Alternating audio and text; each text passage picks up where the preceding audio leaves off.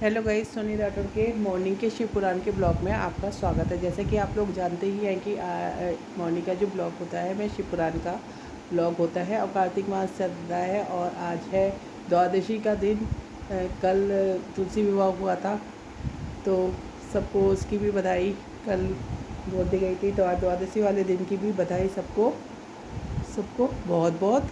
तो शिव पुराण का जो आज मैं अध्याय सुनाने जा रही हूँ वो रुद्र संहिता पंचम खंड का 23वां अध्याय है, जिसमें वृंदा के पतिव्रत भंग करने की कथा का वर्णन है।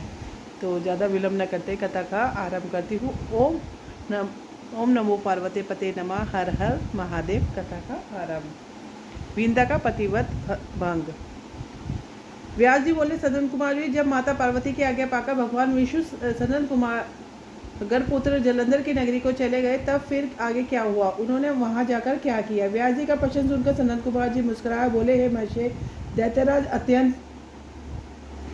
दैत्यराज जलंधर की नगरी में पहुंचकर श्री हरि विष्णु सोच में पड़ गए कि क्या करें। परंतु अगले ही पल उन्हें समझ में लगा कि जैसे को तैसा। उन्होंने सोचा, जिस प्रकार जलंधर ने छदम शिव द्वारा करके देवी पार्वती को छलने की कोशिश की थी, वह भी वहीं जाकर उसकी पत्नी वृंदा का पतिव्रत धर्म पर करेंगे। वह जानते थे कि जलंधर अपने पति के पतिव्रत धर्म से ही अभी तक बचा हुआ है, इसलिए उसका पतिव्रत धर्म नष्ट करना जरूरी है। मन में यह विचार आने ते ही वह नगर के राज उद्यान में जाकर ठहर गए। दूसरी ओर दैत्यराज जलंधर की पतिव्रत पत्नी वृंदा अपने कक्ष में सो रही थी। भगवान श्री हरि विष्णु की माया से फलस्वरूप उन्होंने रात्रि में एक सपना देखा। उन्होंने देखा कि उनके पति निवृत्त से होकर सिर पर तेल लगाकर गले में काले रंग के फूलों की माला पहनकर भैंसे पर बैठा है। उसके चारों हिंसक जीव जंतु उसके घेरे खड़े हैं। उस समय चारों ओर अंधकार फैला हुआ था और दक्षिण दिशा की ओर बढ़ता जा रहा था। ऐसा सपना देखकर डर गई और उसकी आँख खुल गई। तभी उसने देखा कि सूर्य उदय हो रहा है। सूर्य अत्यंत कांतिहीन था और उसे सूर्य के एक छेद भी दिखाई दिया। यह सब देखकर मन बहुत व्याकुल उठा। यह इधर उधर भागने लगी, टहलने लगी, कभी छज्जे और कभी अटारी पर पड़ती, कभी जमीन पर बैठ जाती, परंतु उसे चैन नहीं पड़ रहा था। जब इस प्रकार वृंदा का मन शांत नहीं हुआ तो वह मन की शांति प्राप्त करने हेतु उद्यान की ओर चल दी।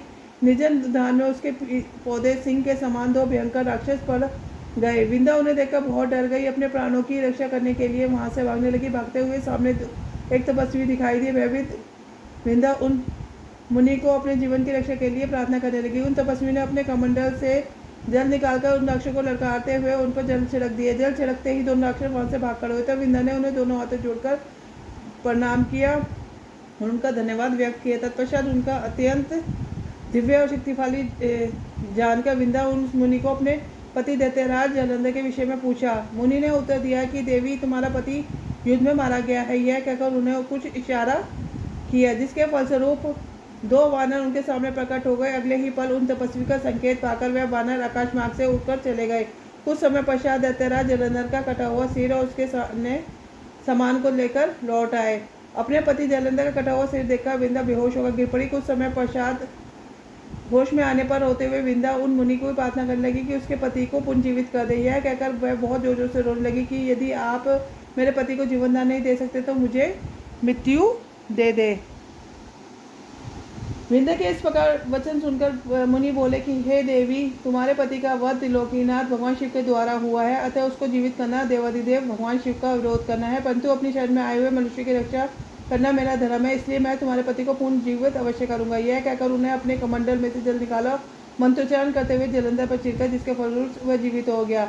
जलंधर को जीवन दान देकर तपस्वी वहां से अंतर्धान हो गए। पशु जब उस तपस्वी ने ही सूक्ष्म रूप से जलंधर की काया में प्रवेश कर लिया था। दरअसल तपस्वी का रूप धारण करने वाले वह मुनि कोई और नहीं थे, श्री हरि विष्णु ही थे। अपने पति को अपने पास पाकर देवी वृंदा बहुत खुश हुई और तुरंत अपने पति से गले लग गई। उसने उन सब बातों को भयानक सपन समझकर भुला दिया। बहुत समय तक उनका छद्म वेशधारी जलंधर के साथ मन में ही रमन करती रही, परंतु मायावी की माया कब तक सकती थी। एक दिन वृंदा को ज्ञात हो गया कि उसके साथ विहार करने वाला पुरुष और कोई नहीं, सिर्फ श्री हरि विष्णु है, जो कि उसके पति का रूप धारण करके उसको छल रहे हैं।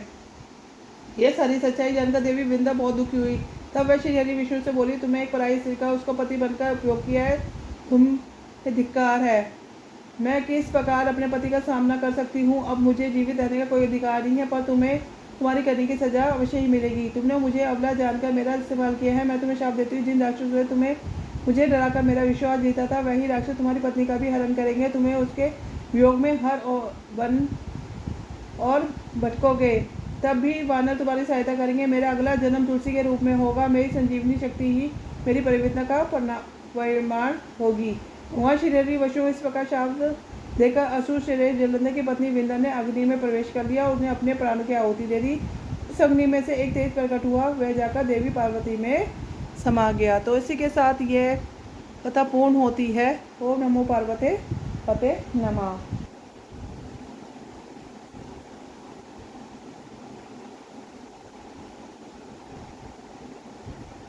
कल जो मैं आपको 24वां अध्याय सुनाऊंगी उसका वो है जलंधर का वध। तब तक के लिए सबको राम नाम, सबको राधे राधे।